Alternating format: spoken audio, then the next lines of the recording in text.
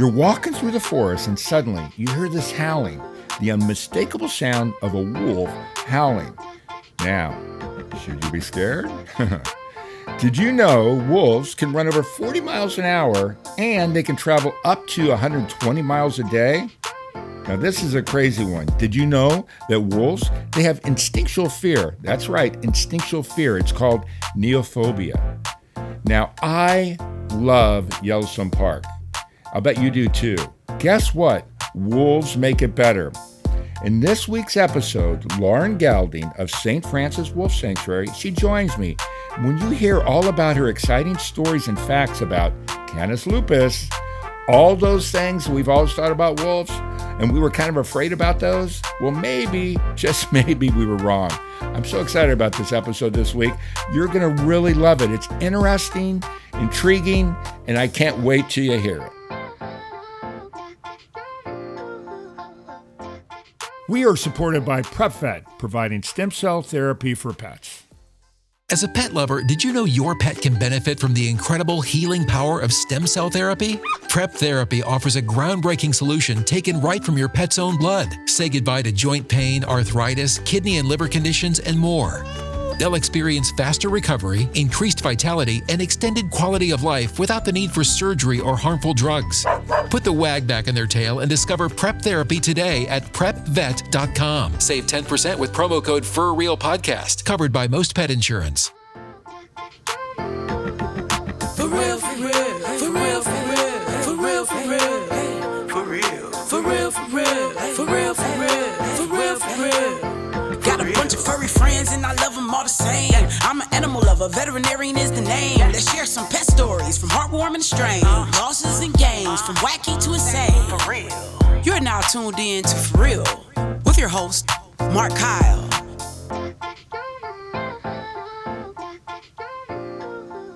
Hey, everybody. And again, thanks for listening to the For Real podcast. Today's one I think you're going to find really interesting. I've got somebody that I think is special. I think what they're doing is really special. I'm sure you've listened to the teaser beforehand, but St. Francis Wolf Sanctuary, Lauren Gaulding's with me, and wait till you have to hear the history of things. I think you're going to be surprised. When I was doing the research myself, I learned a lot that I thought I knew, but I really didn't know. So anyways, Lauren, thanks so much for being on. And why don't you just start diving in and I'll interrupt you as everybody finds out I'm the big interrupter, but I really appreciate you being here and let's just go with it. Yeah, thank you so much for having me. I really love being here. And I love all the outreach that you're doing and the opportunity to be able to talk to everyone. So I am from St. Francis Wolf Sanctuary. I am a keeper here at the sanctuary, which means that I do work with the animals. I help care for them every day, feed them every day, all that good sort of stuff. But I also, most of my job is doing tours and community outreach, right? So talking to schools, talking to scouts, all that good stuff. You're one of the smart people, in other words. Well, I like to think I am, but I still have a lot to learn, especially from the animals themselves. There's never a day that goes by where there's not some lesson learned. Well, one of the things you guys have, and this is something that I'm sure everybody kind of knows things, but they don't really think about it, at least in my small brain, I do. But you not only take care of wolves, you take care of wolves' dogs. Can you, let's start with just do a little bit of distinction about that so people understand what we're talking about? Yeah, so it's really interesting. It's pretty obvious. It's easy to connect what a wolf dog is. It's a hybrid between a wolf and a dog, right? But what you might not have realized is that it is not a natural creature at all. Unfortunately, if you just took a dog and you put it in nature with a wolf, they would never end up having puppies together. I can't say never because it is a scientific thing, but rarely ever naturally have puppies together.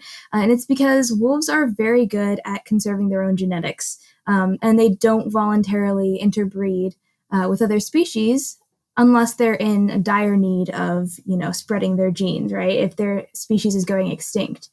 So in fact, it is a human-made thing where someone took two animals, said, I really want a dog that looks just like a wolf, so I'm going to put it back with a wolf, right? And they bred the two together, and what they ended up with was what we now know as a wolf dog. Now, because they're not natural, they don't really have an ecological niche that they fall into. And an ecological niche is a very specific role that a creature plays in its ecosystem. So it's how a wolf is an apex predator, and its niche would be a unique role that it plays in its environment that no other species can fill in the same way. So you have the wolf in an ecosystem, but you also have a coyote in an ecosystem, right? They're both predators. They both eat other animals, but the coyote can never fill the shoes of a wolf, basically, right? So what happens whenever you have an animal whose niche is to be the apex predator and an animal whose niche is to be a human companion? You put them together, now it can no longer fill either of those two roles. The other thing about wolf dogs is they tend to be incredibly reactive, right? Because wolves, they primarily deal with fear in their lives. That is the main instinct that's going to keep them safe in their environment. It's the reason that they're so elusive. They have something called neophobia, which is the fear of new things, the fear of unusual things in their environment. And that's what's going to cause them to run in the opposite direction as soon as a stick snaps, because they don't want to confront whatever's out there. Dogs, however, have been intentionally bred to not be like that. And we now consider them like we see that dogs have a certain loyalty to humans. That has been termed as staying power, right? So a dog has a staying power where it wants to sit and confront whatever's happening to it. But now it has all of that fear of a wolf, right? So now you have a very, very scared animal who also does not quite know what it has to do with itself in that fear. So they end up being really reactive, right? And also incredibly destructive because they have all of those instincts of a wild animal to den and to hunt and all of these different jobs it wants to do. But it's also being kept in a backyard. Well, as a matter of fact, I was going to talk to you about neophobia, but I guess the other term, the one that we would all understand, is instinctual fear. Mm-hmm. So what I read about that, which I found fascinating, when I think of a wolf, I think of an animal. If I'm out in the woods, sees me, is going to want to eat me.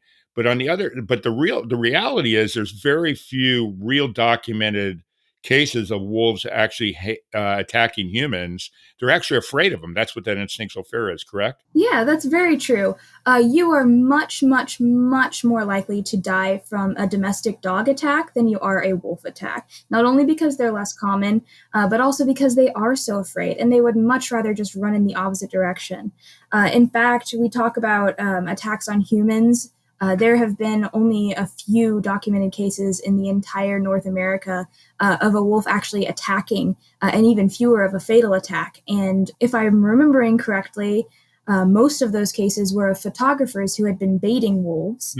And so they had been putting food out and encouraging these wolves to get closer and closer and closer. So eventually, when they didn't have any more food, the wolf was like, oh, so you're the food. And then it turned out badly. And that goes for any animal, right? If you start baiting an animal with food closer and closer to you, eventually they're going to get a little confused and think you're the source of food.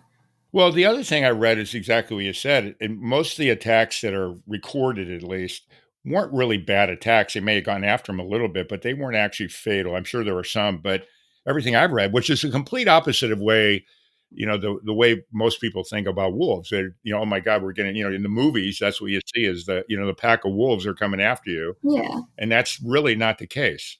Yeah, they really aren't as aggressive as they're portrayed in media. And that's actually, when I was in college, I did a study on cultural perception of wolves and how it's affected the way that we treat wolves in the wild.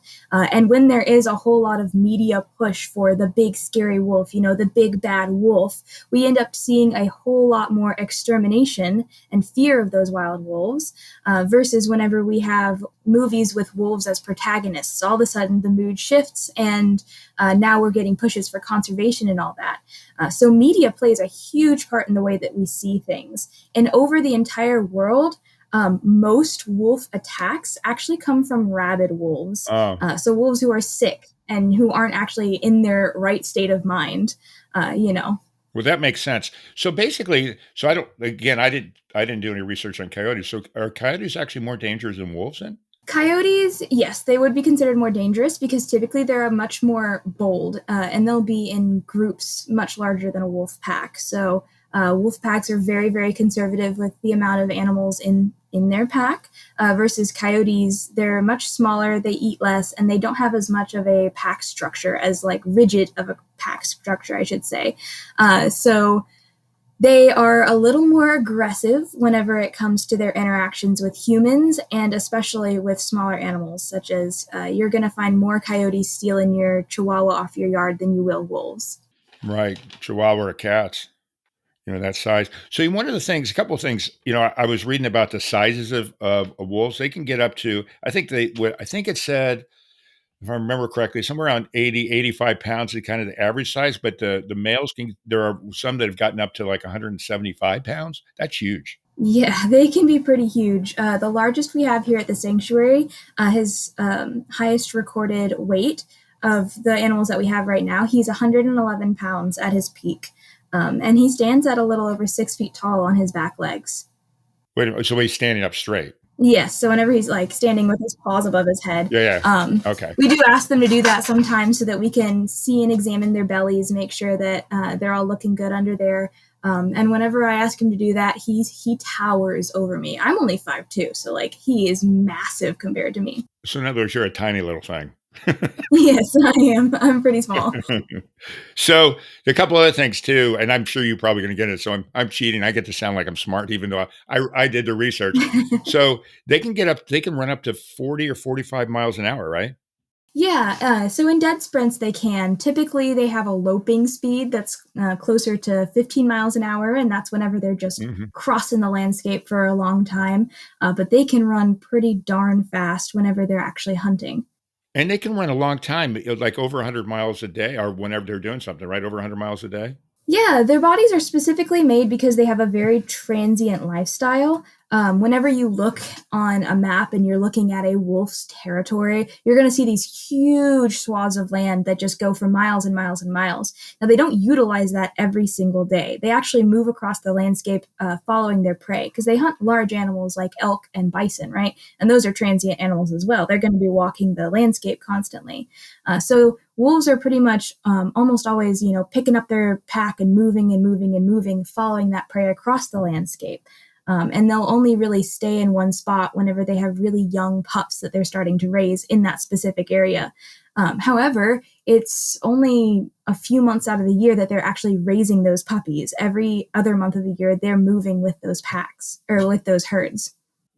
Yeah, I read that when they get to be about 6 months old, they look like they're full grown. They're still maturing sexually and all that kind of stuff, but they're about the same size Mhm. at 6 months old that they are going to be when they're full grown, which is, I guess, close to Yeah, by 6 months old, they're about as tall as they'll ever be. And then it's just their job to start putting on those muscles and filling out. Because basically, to be small in the wild is to be a snack in the wild. So they shoot up like little weeds, and then they start bulking up, getting more muscle on their bones. And eventually, by about a year and a half, that is when their growing is over. Well, you talked about their territories. The other thing that I read was other than humans, aside from humans, they have the biggest territory for mammals than any other mammal. I've actually never heard that before. That's fascinating. I would believe it though. I did some homework. Very impressive. That is probably because they are so transient, and a wolf's howl can carry for miles and miles and miles. And howling is how they sort of tell other wolves, "This is my territory." If you have a pack of wolves, and it's the sun is just rising or the sun is just going down, they'll usually engage in a rally howl, which is where they all lift their heads straight up because their voice carries farther when their nose is in the air. Mhm. They'll howl, and it's just a good time for the animals in the pack. It's to say, hey, we're all here, we're happy, we're together, and it strengthens their bond. But it's also that in doing that, they are telling anyone who can hear them that they're too close, right? So it keeps the packs from butting up against each other and having a lot of conflict on their borders. Because if they hear the other pack, they walk in the opposite direction, right? It's kind of like a warning alarm. Here, we're over here. You better not be coming to our part of the Mhm. world. Exactly. So let's talk a little bit about how they communicate, because that's not the only way they communicate. At least some of the things I read. So, want to get into that a little bit? Sure. There are three determined vocalizations that they have that we pretty consistently see. They are barks, howls, and growls, right? So howling is usually it's their long range form of communication, and that's usually their most positive form of communication. Howls can mean many things. It can mean roll call. Let's see who's all here. We're all here, happy, healthy. It can be, hey mom, I'm lost. Where's the rest of the pack? And the rest of the pack will howl back. Sometimes it means I just killed something. Come get a piece of it. And sometimes it means stay away, right? But whenever we see growls, growls are a little bit more of the like, hey, I'm watching you and I don't like whatever you're doing, so I want you to calm down. Let's get back. Let's regulate ourselves, right? But then barks are actually sort of a last resort noise that they're going to make whenever they're really, really unhappy. And barks are not usually what you hear from dogs. It's kind of similar. It's still that short noise, but it's not nearly as, yap, yap, yap, yap, bark, bark, bark, bark, woof, woof, woof. It can be these low, breathy huffs of air, and I have heard them before. I've had one of our wolves make it at me before, even though I was on the other side of the fence. It still made all of the hairs on the back of my neck rise. It was pretty scary, and she was telling me, there is a piece of food in between the two of us. You better not be going for it. And it's mine. Is it similar to the sound like horses make when they do that sound, or just really more intimidating? Yeah, I can see the comparison, but I do find it more intimidating. It's very much a Well, it's a wolf. whoa, like a really you can feel it through their chest. It's really Wow. and they'll stare straight at you while they do it. It's very intimidating and it's so beautiful. I don't want to be the target of it very often, but it's I don't know how to describe it. It's an amazing thing to witness because you really hear the power in it and you really hear the intelligence in it. They are communicating something to you, and it is my job as the keeper to understand that language and to abide by it, right?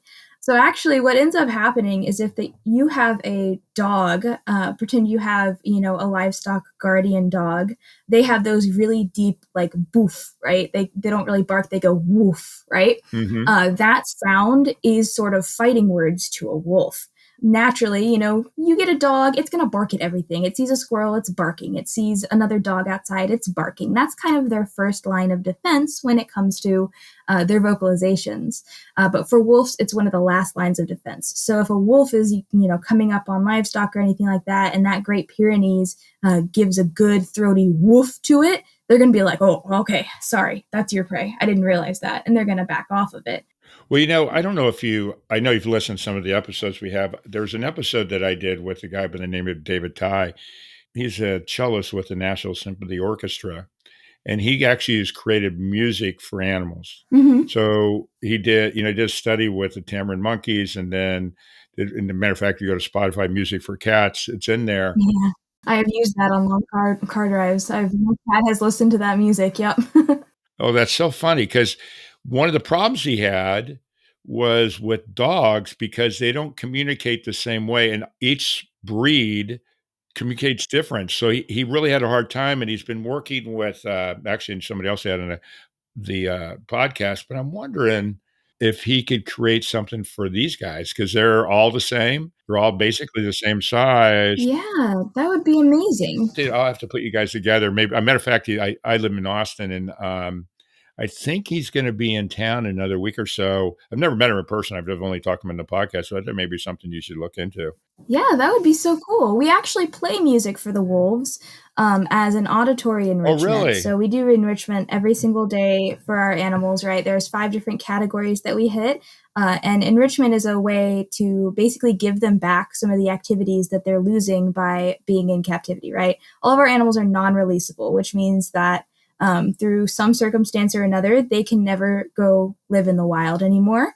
So it now becomes our job to supplement them with the things that they would be doing in the wild. And we oftentimes have auditory enrichments, right? That's one of our categories that we hit. So sometimes we'll play different calls. We've played wolf howls. We've played nature noises, all that sort of stuff. But we also play music for them or movie soundtracks and stuff like that. So I would love to maybe record their reactions to wolf specific music. So, do you see when you play different music, do you see different responses from them? Yeah, it's fascinating. With the music, not so much. I find that at least Maybe I'm reading into it differently. I find that the music influences the keeper, and then the keeper influences the mood. When I'm playing the music that I Oh, like, that's interesting. we're listening to like Celtic women and stuff like that on the line. Uh-huh. The wolves that I'm working with are going to be a little more, bouncy, get the zoomies kind of type. But what I do find is that they all have a different animal that they hate to hear. Lapua, Really? one of our full blood wolves, hates the sound of elephants. She hates elephants. And it's crazy because I don't know where in her life she would have ever come across an elephant, but she hates them. Matter of fact, talking about barking dogs, there goes my dog who always has to get into it's amazing. I have my studios in my house. And without exception, that dog may not bark all day except for when I'm on a podcast. So let's get into we can get into more a little bit more about the wolves, but let's talk about sanctuaries. Mhm. One of the things I read, there's roughly 25 sanctuaries, I don't know, in the US or world. I'm not sure what that was for. And you guys are one of them. You're down in the Houston area, basically. Mhm. Let's talk about what a sanctuary is when you talk about the wolf and wolf dog population, what you guys are doing, the history of St. Francis, and all that. And then just so people understand, because sometimes they think, well, it's like a zoo. It's not a zoo. Yeah, we aren't a zoo. Right. The difference between us and a zoo is that we don't do any sort of breeding. We are not participating in any sort of species survival program or anything like that. And in fact, we are specifically in existence to rescue wolves and wolf dogs specifically from situations. Right? They can be situations of abuse, neglect. Sometimes they're just owner surrenders who are no longer able to care for them. Right? So we specifically work with those animals. We don't do any sort of interbreeding or anything like that. And that's because all of our animals are non-releasable. So to get into a little bit more about why we needed a sanctuary in the state of Texas, right? We are the only one in the state of Texas that is open to the public. And to my knowledge, we're the only wolf-specific sanctuary in the state of Texas. So there's a lot of sanctuaries out there who have the capability to care for wolves, but we are the only ones that are dedicated solely to wolves and wolf dogs.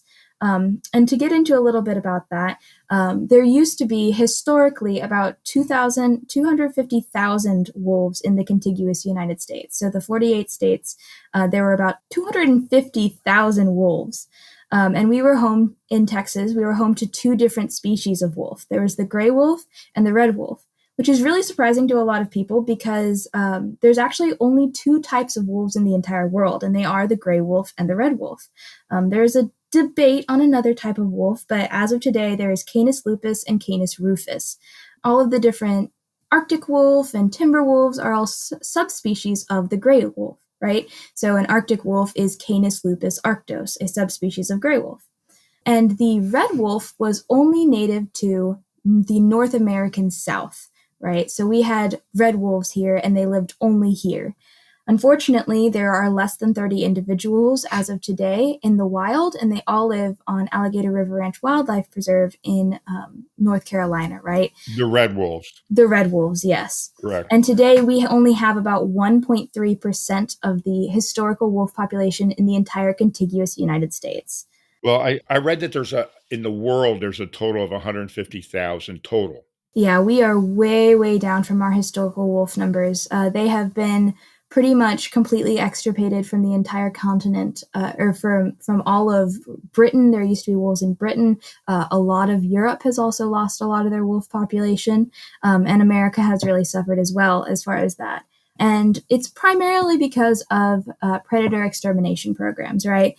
Both from a fear of the wolf that we were talking about earlier, that fear that they were going to attack and kill us, but also from the belief that they would kill our livestock, and the faulty belief that if we killed wolves, there would be more deer for us to eat, right? Mhm. But unfortunately, that is not the truth at all. And in fact, we found that the reintroduction of wolves can boost the population of healthy deer, elk, caribou, all of those things that we would like to eat, right? Because they regulate the population the same as us. So that's a little bit off topic, but No, stay on that. Because one of the things before we get to Texas real quickly, yeah. what I did read, there's, 2 or 3 states that have actually reintroduced the wolves in those areas, Mhm. and it's been very successful. 1995, we reintroduced wolves into the Yellowstone National Park, and they had been extirpated much farther. So the word extirpated means pushed out of, right? So they're extinct in that area. They were extirpated from the park on purpose. And what they ended up finding is that the park was overrun with all of these hoof stock, bison, caribou, deer, just all of these animals that eat plants. And so the excess amount of hoof stock was now eating all of the plants and pushing the aspen back. And because they were able to just roam freely, now they were starting to tamp down the banks of rivers, right? They were causing the rivers to expand and overflow their banks. They were eating vegetation that used to shade the river. So now the water temperature was rising, and we were seeing a decrease in the amount of fish because they were dying because it was too hot. Less fish meant less eagles and hawks and birds of prey. And less of those meant more mice and other small animals that usually those birds of prey would eat. And we were seeing a reduction in the amount of bears and the amount of mountain lions. And basically, they took wolf out and the entire ecosystem collapsed in on itself. We had an overpopulation of prey species and nothing to eat those prey species. So they were eating the landscape, and then they were starving to death themselves. So in 1995, they reintroduced wolf to the Yellowstone ecosystem. And in doing so, they started to rectify what we had destroyed, basically. They started eating the old, sick, unhealthy, starving hoof stock. And in doing so, only left the healthy, big ones that are fit to breed, right? So they actually helped to make the entire herds more immune to disease, healthier, and less starving, basically. And as they did that, they started to push these hoof stock into the places that they were supposed to be, where the plants were meant to regenerate with the presence of them, right? So they were no longer eating the super delicate species that weren't able to survive that predation. And instead, we saw an increase of aspen trees. We saw the plains regenerate. And through doing that, we strengthened the soil again, and the river started meandering. And in doing so, the fish came back. And with the fish came the beavers and the birds of prey. And it rectified an ecosystem that had been basically shot in the foot by the removal of its top predator. So basically, we're saying Mother Nature knows best. Yes. It's almost like there's an ecosystem for a reason. An ecosystem is a system. It's an interwoven food web, right? It's a trophic cascade. Once you take one thing of that cascade down, so a wolf is the top thing in its ecosystem, right? We talked about niches earlier. It fulfills a very, very special niche and is considered a keystone species. A keystone is, if you look at old archways that are made entirely of stone, there's a stone at the very, very top of that archway called the keystone. It's a wedge-shaped rock that keeps the entire rest of the archway from collapsing in on itself. If you take that keystone out, all of the rest of the rocks lose their balance and will collapse in on themselves. And that's why we name them a keystone species. It has a disproportionately large effect on the rest of its ecosystem. So once you took the wolves out, everything collapsed in on itself because it has a top-down effect, a cascading effect, a trophic cascade. Well, you just taught me something. I didn't know what a keystone is. I've heard the word for all my life, but never really paid attention. So there we go. Yeah, that has historical implications. Well, that's a great one. So let's get back to Texas. I interrupted you when you're getting in there because I wanted to talk about that, but let's get there so I can get you off, keep you on your train of thought so I don't just throw you off the tracks like I always Believe do. me, I could talk all day on this. Me too. So wolves were extirpated from Texas in the 1940s. 1946 is when our last known pack of wolves was killed. And in 1970, two of the very last Mexican gray wolves wandered into our state and were shot and killed. So as of 1970, there has been officially 0 wolf left in the entire state. And since the 1940s, there have been 0 wolf packs left in our entire state. So as of today, you will not find any sort of wild wolf here in Texas. And instead, any sort of wolf that is found in the wild of Texas is a victim of the illegal pet trade, right? Oh. With all this context, you can understand the amount of shock that people had when in 2002, a full-blood timber wolf was found wandering through a neighborhood in between Montgomery and Houston, Texas. She was just chilling out, wandering through a neighborhood. She was very scared. And animal control got this call and was like, yeah, right, there's not a wolf in the middle of Texas, right? This is probably a really big coyote someone's called in. Let's prepare ourselves. We'll go get this coyote. But sure enough, they did find a full-blood timber wolf. Her paw was caught in a trap, and she had a bullet wound in her shoulder. She was a victim of illegal captivity. They were able to free her from that trap, and they brought her back to a local vet who offered to take her in and patch her up. But her life was still in the balance. Even though she survived that bullet wound, she survived that trap, they had nowhere to put her. She wasn't able to be released back into the wild because she was a victim of illegal captivity. She no longer had the tools she needed to survive in the wild.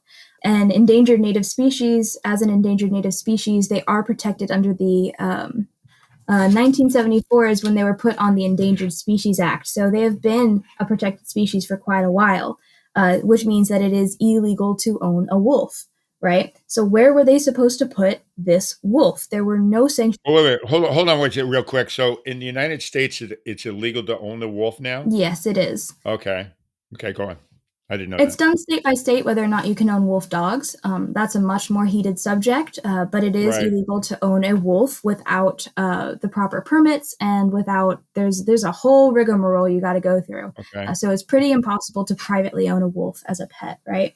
So it is illegal to own them. They had no idea where they were going to put her because she was just going to be she was just going to have to be euthanized. They didn't have anywhere for her. There were no sanctuaries, but the vet happened upon a lady who was named Jean Lefebvre, and Miss Lefebvre, she stepped up to the plate. She was born in England. She had lived her entire life all over the entire world, learning a ton about the natural world. She had finally settled in Montgomery, Texas, with her husband, and she primarily worked with raptors, with birds of prey. She loved vultures, and she had a big, big heart for animals and a big respect for them. She came to this vet's office, and she was shown this animal, this wolf who was in bad condition, and her heart just broke. She made eye contact with her, and she was like, I cannot let this animal die, basically. So she went back to her property. They got registered with the USDA to house large carnivores. They built some enclosures in their backyard, and they brought home our very first resident, Mystery, in October of 2002 on the feast day of St. Francis, which marked the opening of St. Francis Wolf Sanctuary. That's a great thing. I mean, obviously St. Francis of Assisi and, all the stuff about Yeah. animals and that, but she actually brought him back on the anniversary, whatever the day is. Yep. We officially opened on the feast day of St. Francis. Wow, that's pretty I cool. think that year it was October 12th, but don't quote me on that. Well, 2002, that's good enough. October of 2002, and she's paved the way for the many animals that we have been able to rescue since then. Today we have 13 total residents. 7 of them are full-blood wolves, and 5 of them are full wolf dogs, right? So part wolf, part dog. And then we have one very special boy who makes up our 13th pack member, and he is a dog who believes that he's a wolf. So he gets along with all the wolves too? His enclosure mate is a low content wolf dog who has heart eyes only for him. Other than that, he's kind of the top dog around the sanctuary because when he barks, the wolves listen, right? Because we talked about barks being a little bit more of You're kidding. an aggressive thing. So he's just trying to chat with them, and they all go like, "All right, man, you're in charge. That's fine." So what's his name? His name is Romulus. Of course. That makes sense. So Romulus, and what kind of dog is he? He's a Malamute Husky mix. Okay, so he kind of has a little of the look? Yeah, he was initially mistaken for a wolf dog. The man who originally owned him fully believed that he had a wolf dog, and we now use him as a little bit of an example for our guests. Whenever we talk about phenotypes, the physical characteristics that set species apart, we teach them about how to tell the difference between the phenotypes of a wolf and the phenotypes of the dog. And he is our fantastic model for that. Because when you look at him, it's really easy to see how an untrained eye could go, yeah, that's a wolf. I see a wolf right there. Right. But once we start talking about phenotypes, people are so quick to see and understand, like, oh no, I do see his ears are a lot taller than the wolves and his legs are farther apart than the wolves. And they start to see all of those great differences.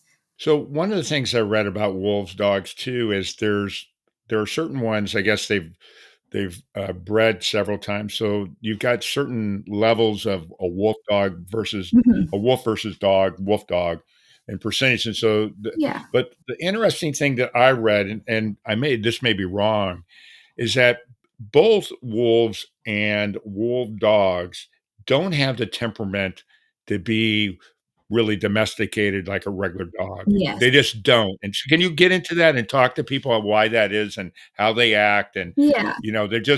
they may be nice to us, but they don't want to hang out with us. Right. Wolves, as we talked about, have that neophobia. That is the primary driving force in their life. That is going to determine every action they take, right?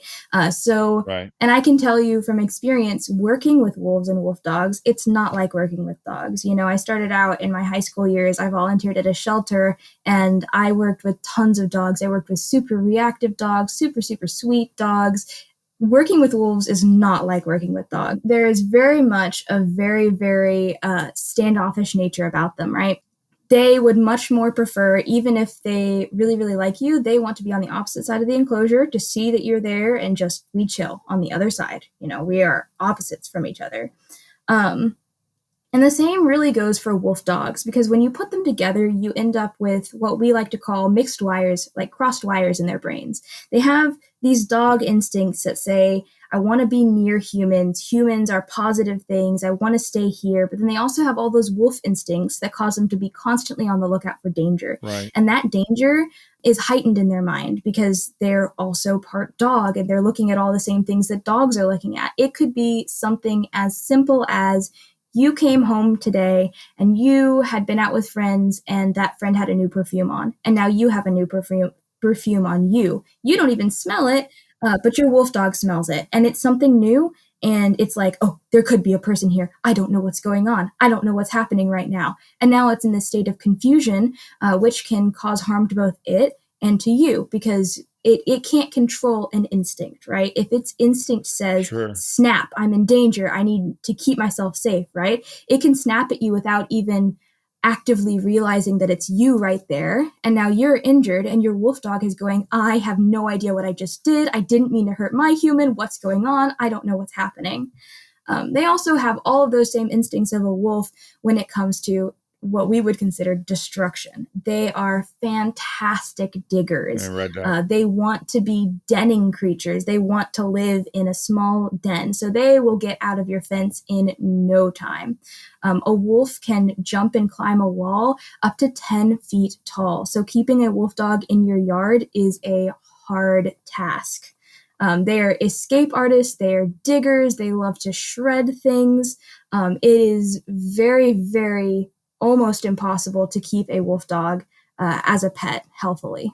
Well, yeah, I've read about them being escape artists, but, I was just as you're talking about that, it must be terrible to be the wolf dog. I mean, anxiety. You Mhm. kinda go, "Am I crazy? What am I doing here and that?" I mean, I'm assuming they think just like me, which I do think I'm crazy, but aside from that, that's gotta be really, really difficult at some level. Yeah, it's very confusing for them. And even if you just think about regular domestic dogs with no wolf content in them, right?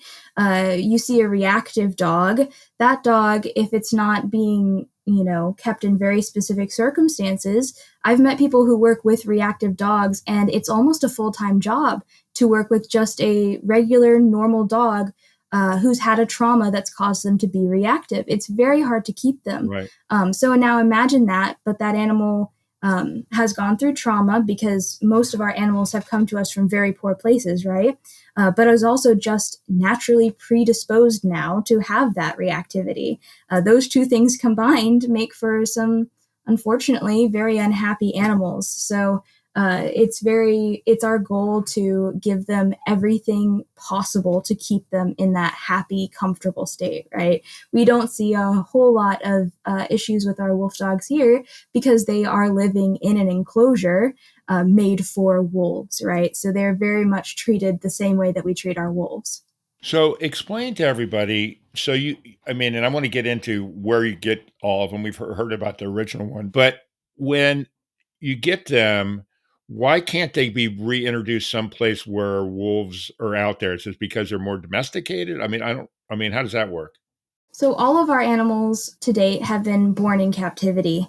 If they don't learn how to hunt in their formative years of their life. So between, Oh, about 4 or 5 months is when they start to join the hunt. If they don't learn how in that period, they can never be taught how to hunt. So none of our animals can hunt, right? It's very much an inherited trait. So they all have what's called a prey drive, an instinctual want uh-huh. to hunt and kill and eat meat and all that good sort of stuff. But it is up to their mom and dad to teach them the specific skills unique to them that's going to allow them to take down large prey. So our animals, they can't hunt. If we put a deer in their enclosure, it would not go well for anyone involved. They don't know how to hunt. We've given them whole prey before, not live prey, but whole prey, like skin on Right. rabbits and things like that, made for feeding snakes. They don't know what to do with it. They sniff it, they may roll on it, but they don't view it as food anymore because being mostly victims of the pet trade, they have been conditioned to eat chopped up meat in a bowl rather than whole prey. Yeah, I was going to get to that, but this reminds me of. This is probably before your time, but it's a pretty famous movie, Born Free, where they work with the lions, and they finally train these Mm-hmm. lions how to eat in the wild after Yeah. I don't know, weeks or months or whatever it is. So let's get back to where they come from. So people are bringing them in legally so it makes me think of Tiger King, by the way. So explain to everybody what that is and how that works and, how you find out about them. Many, many different backgrounds that our wolves have. A lot of them, I would say the most common way that we get both wolves and wolf dogs is through the pet trade. So at one time, someone bought one, whether they thought that they had the ability to take care of a wolf or wolf dog and very quickly learned that they could not. Some of them were lied to about what they were buying and they ended up with something that they didn't expect. Some people just don't realize that a wolf is not simply an expensive dog. Uh, Some of them do have, pretty good backstories where someone was doing the absolute best that they could for them. They had a great start to their life. And then when their life situation changed, they needed a place for their wolf dog to go or their wolf to go, right? We've taken in characters like that as well. We also have taken in Miss Koa that we have here at the sanctuary currently, came to us actually from a zoo, and that zoo no longer had a place for her due to several different circumstances, and she ended up with us. So there's tons of different backstories that they can come from, but by far the most common is the pet trade, right? We actually have a specific wolf dog that came to us from a roadside zoo, which Tiger King was a roadside zoo. uh-huh. He was sort of used as an attraction, right? And now he's eventually found his way to the sanctuary, and he is a little ham on tours. He loves to be right up at the fence. He has to make sure everyone sees him. He's a very handsome boy, and he knows it. That's cute. So one thing I read is where you're talking about they don't really want to deal with us unless there's a divider, but they will eat from you, but you've got to let it be on their terms. It's not on your terms. You can't go, hey, come here, you handsome Very devil. much so. They're going to look at you and go, yeah, who the hell are you? Exactly. Then eventually they'll come up if they're hungry enough, they'll nudge you and they'll give you permission to feed them, basically. Kind of. So we don't ever go inside enclosures with our animals. There's Okay. never a situation in which I don't have a fence in between me and the animal. But there's also absolutely no way for me to force an animal to get near me. They have a ton of space in that enclosure, and if they do not want to approach me, doesn't matter if I have the yummiest piece of food they've ever seen before in their life. They have the full opportunity to stay on the other side of the enclosure or to go into their den and not even be seen by me. Typically, most of our animals are very amicable to treats. If you come out with treats, they enjoy, a good beef tongue. So who is now and again. But if you walk out there without treats, they'll come up to the fence, they'll look at you. As soon as they realize that you don't have treats, they typically go back into their den. But they do recognize, one of the things they recognize humans the same way dogs do. They'll know you by your sound and by, Mhm. I guess, probably by your voice more than how you look, or both. Both very much. Oh, They really? scent is their strongest identifier. Yeah, scent. That's By right. our voices, for sure. Visual is a little bit iffy because I've done something as simple as wearing a hat. I don't like hats, but I was wearing a hat one day because it was raining and I didn't want rain on my hair. And half of the pack would not come near me because they were like, you sound like Lauren, but I don't know who you are. Like, this is a crazy thing I'm seeing here. And they just would not come near me because I had a hat on and that was unusual. Well, I've seen that with dogs too. Dogs, if you have a hat on, you don't normally wear a hat. They half the time they don't know who you are either. It's weird. Yeah, and a lot of ours have very specific, they don't like men with hats. They don't like women with blonde hair. Like every specific animal has their own likes and dislikes for as how a person could look in their presence. They're living their life the way they want to live their life. And let's talk about them eating, because one of the things I read is some of the males, they can eat one feeding, they can eat up to 20 pounds. That's crazy. Yes. So we definitely don't feed our animals in the same way, like the same routine that they would be eating in the wild. In the wild, they are very much binge feeders where they'll kill something and they'll gorge themselves on it. And then they'll go in a period of starvation. So those measurements are from them gorging themselves all at one time, and then they'll go into a period of starvation. Our animals eat every single day. So they eat much, much smaller portions than they would be eating in the wild. The largest amount of meat that I can think of off the top of my head has been 1,045 grams of chopped meat in one sitting for our largest animal, who is about 111 pounds. So is it all meat? Do they eat anything else other than meat? I mean, I have an episode about food. I know and then they're carnivores. They're carnivores anyway. So Yeah, so they get a mixture of both raw meat, both red meat and white meat, as well as kibble. But it's not just like pet store kibble that you can pick up at Petco or anything like that. It is zoo grade kibble. It's Missouri, which is a reputable brand in zoos, and it's specifically made for large wild carnivores, right? So it has a lot of micronutrients that they can't get from just the meat we're feeding them. Unfortunately, the grass-fed cattle and chicken, that we get on our own plates, it does not have nearly the same nutrients that a wild game would have. of course. You kill a deer, it's going to have a lot different nutrients in its meat than a cow would from a field. So whenever we chop up the beef and we chop up the chicken or the turkey or whatever, and we put it in their bowl, they're still going to be lacking nutrients if that's all we give them. So they end up with zoo grade kibble as well, and a couple of supplements. Sometimes we give them joint health supplements. They get some gut biome supplements, and then they all get Meat Complete, which is just an extra scoop of powder that has those micronutrients that they aren't getting from that raw meat.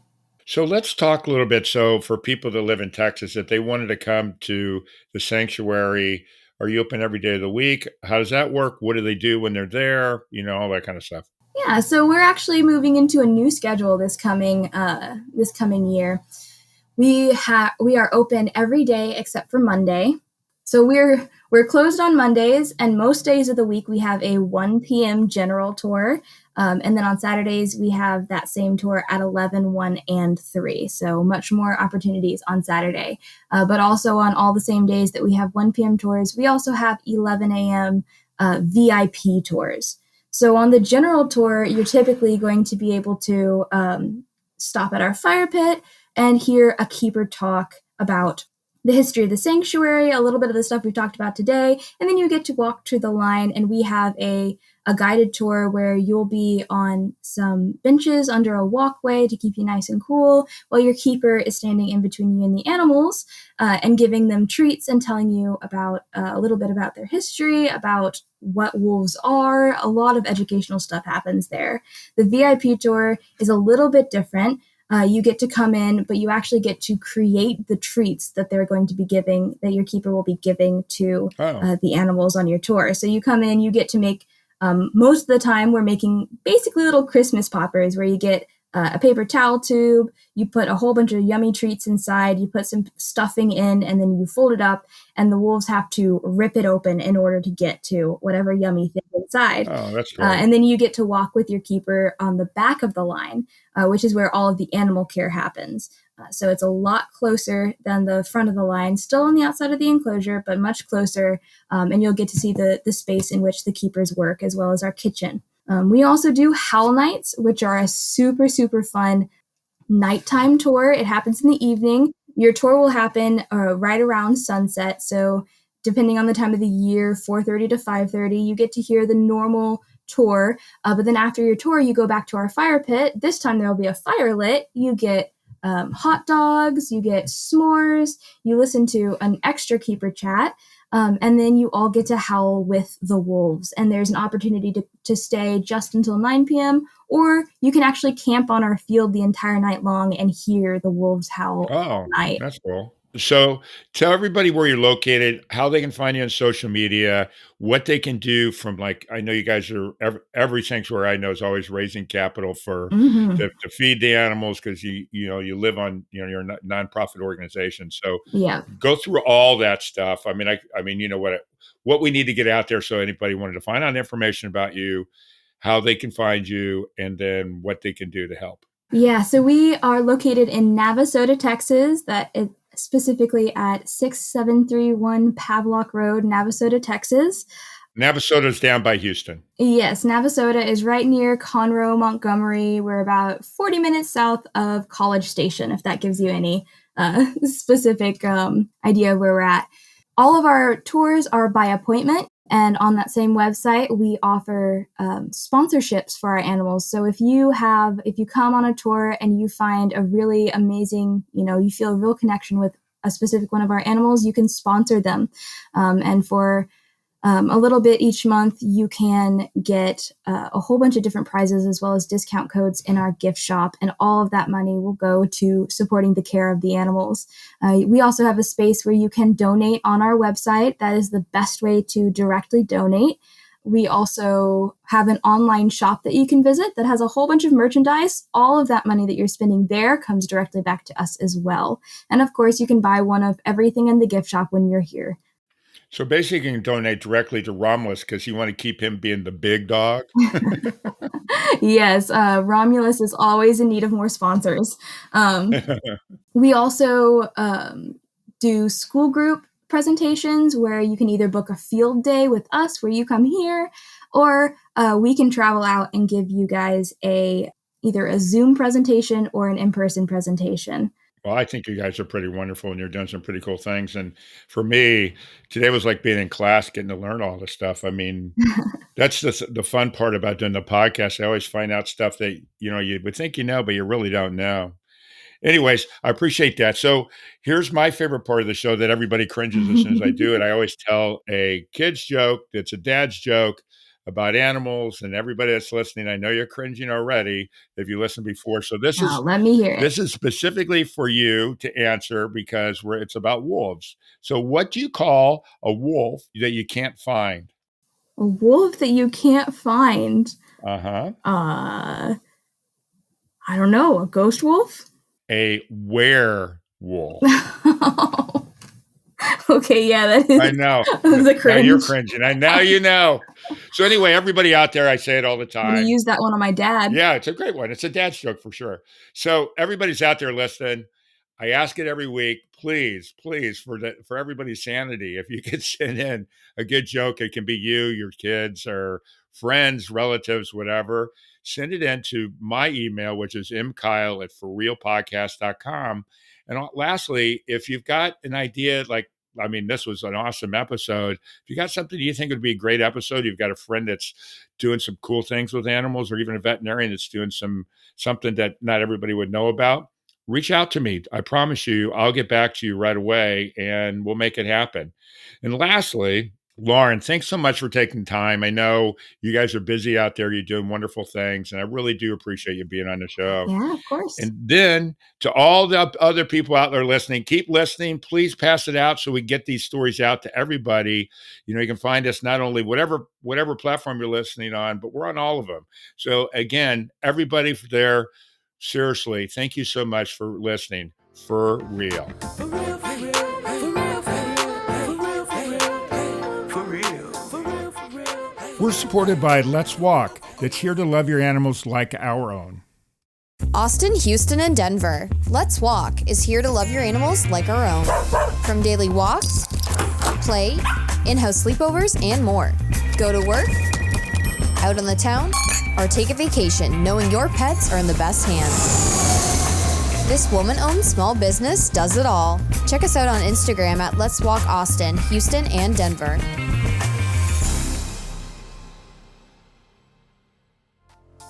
That concludes this episode of For Real with your host, Mark Kyle. For previous and future episodes of For Real, listen via all major podcast streaming sites.